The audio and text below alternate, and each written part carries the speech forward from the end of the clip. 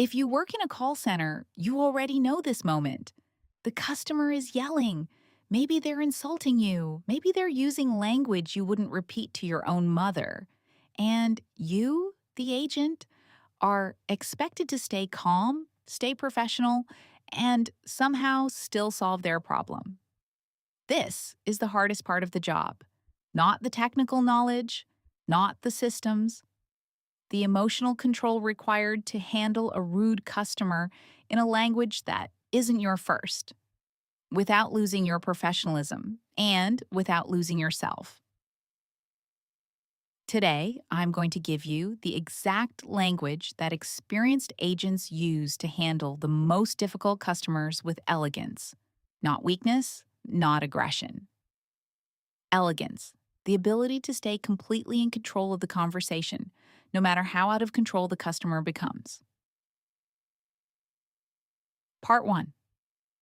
When the customer raises their voice, the instinct is to match their energy, to speak faster, louder, more defensively. Don't. The professional move is to slow down and lower your tone. This alone de-escalates more than people realize. Say, I can hear that you're really frustrated, and I want to help you resolve this. Notice, you are not saying calm down.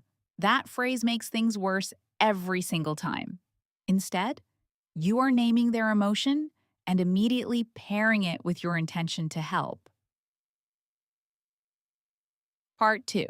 When the customer insults you directly. This is the moment that breaks most agents. Someone says something personal, something unfair, something that genuinely hurts. The temptation is to defend yourself emotionally. Don't. The professional response separates you from the company and separates the company from the problem. I understand you're upset with the situation. I'm here to find a solution for you. You don't acknowledge the insult. You don't argue with it. You redirect every single time back to the solution. If the language becomes truly abusive, you are allowed to set a boundary. I want to help you, and I will need us to keep this conversation respectful so I can do that effectively. Part 3. When the customer threatens to cancel or complain. Many customers use threats as leverage. I'm going to cancel my account. Or, I'm reporting this to corporate. The amateur response is panic or overpromising. The professional response is calm acknowledgement without losing ground. Say, I understand your frustration, and you're absolutely welcome to escalate this if you feel it's necessary. In the meantime, let me see what I can do to resolve this for you right now. This phrase does something powerful. It respects their right to escalate while still offering immediate value. You are never trapped by a threat. Part 4. When the customer repeats the same complaint over and over. Sometimes a customer is so upset, they stop listening and just repeat themselves.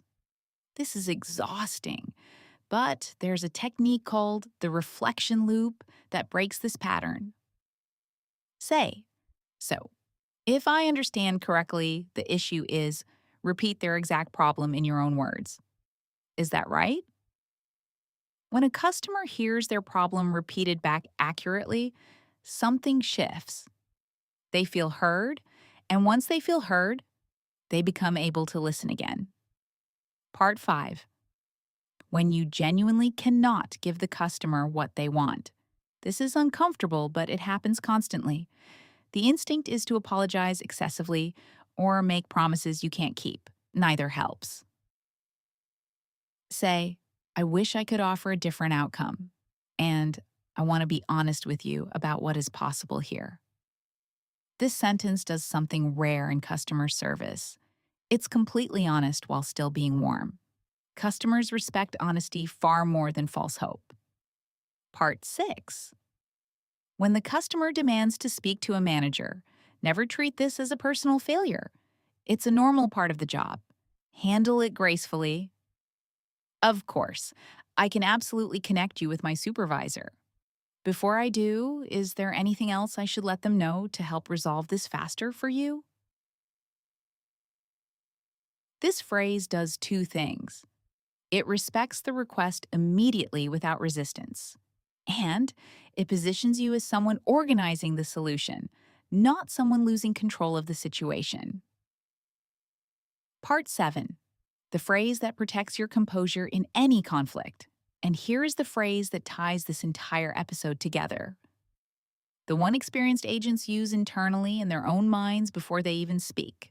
Their frustration is about the situation, not about me. This is not something you say to the customer. This is something you say to yourself. The customer's anger is almost never personal. It's about a bill, a delay, a broken product, a frustrating policy. When you internalize this truth, you stop absorbing their emotion as an attack on your character.